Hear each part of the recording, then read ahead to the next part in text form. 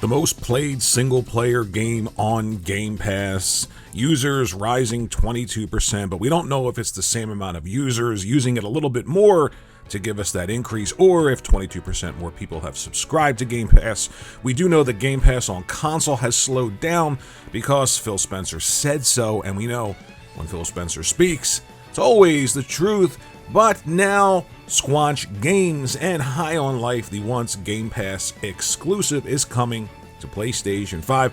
There's a lot of different ways to look at this, and there are some things that I think many people don't think about that maybe I do, but I wanted to touch on just a few of them. First, the idea of losing an exclusive. Well, here's the thing. This game was used to push a service, not a platform. We're seeing that the Xbox hardware is down considerably in terms of actually selling units. Now, why is that? Well, because all of the push, all of the buy this, subscribe to this, everything centered around Xbox has absolutely nothing to do with the actual platform. Even High on Life, the most played single-player game on Game Pass, not on Xbox. Xbox isn't even in the equation anymore.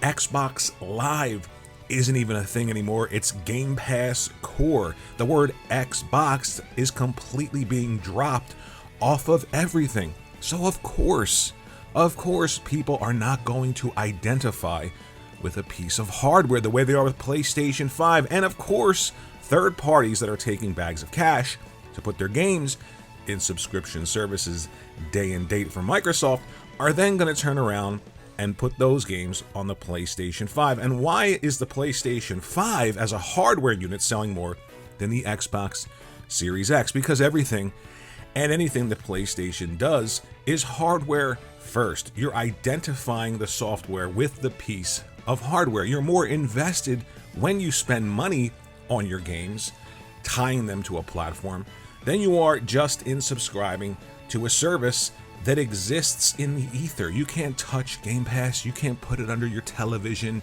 you can't go to a store and see it on a shelf or take a picture of it on a shelf. You can't do any of that. You just subscribe to it like Netflix, like Hulu. Nothing sexy about that. And that's why, continually, hardware-wise, Xbox is decreasing over time. And this is a real problem.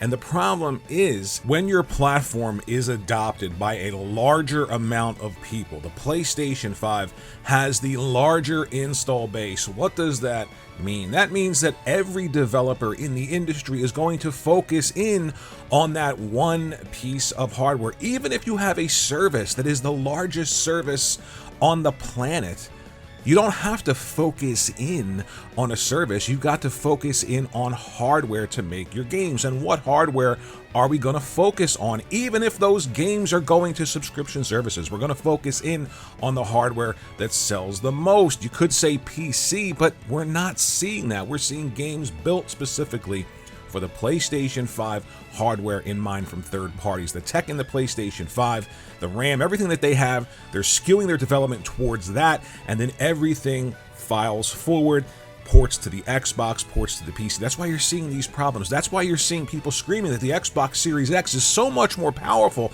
than the PlayStation 5, and yet the PlayStation 5 keeps outperforming that. Why do you think that is? Because PlayStation has done everything they possibly can to make sure that the largest pool of consumers purchase the hardware.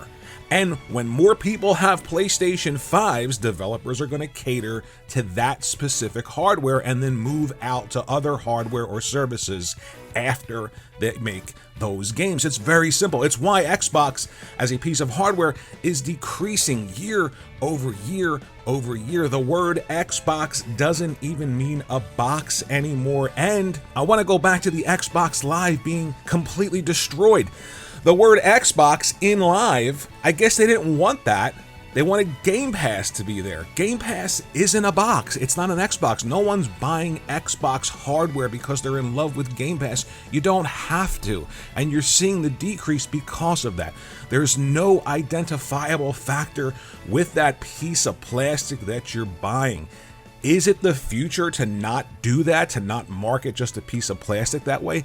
I don't know, but I know in the present, based on the adoption and based on what consumers are actually doing, what they're actually spending their money on a piece of plastic, a box.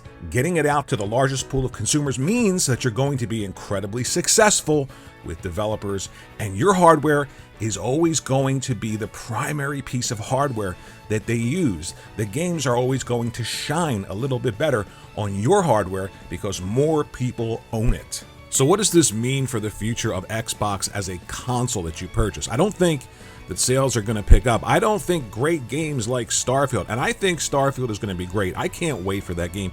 But I don't think even games like that are going to make people run out and purchase an Xbox console because Microsoft themselves aren't doing much to market any of these potential great games towards a specific box.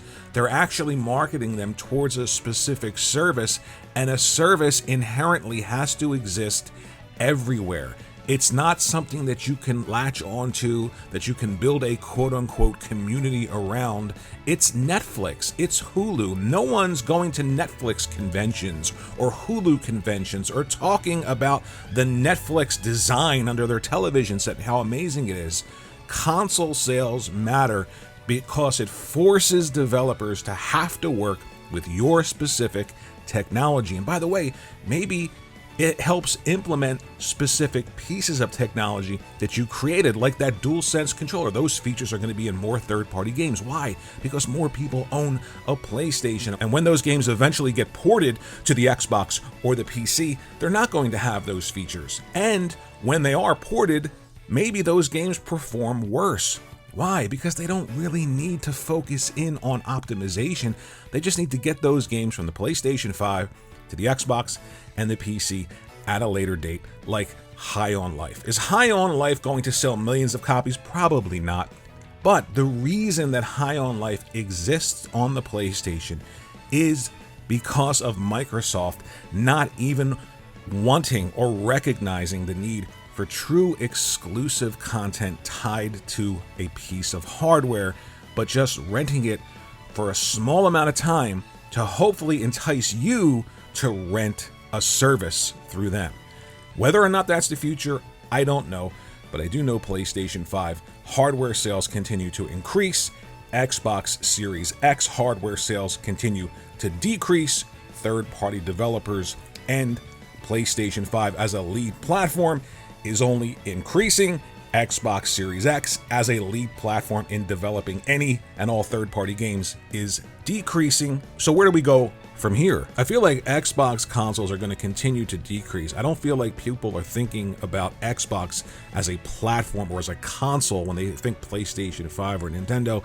I think that's going to continue. I think that's by design, and I'm not sure if that is going to bode well in the future, especially if Game Pass and subscription models don't become the primary focal point for gamers in the console space. Let me know what you think in the comment section below. See ya.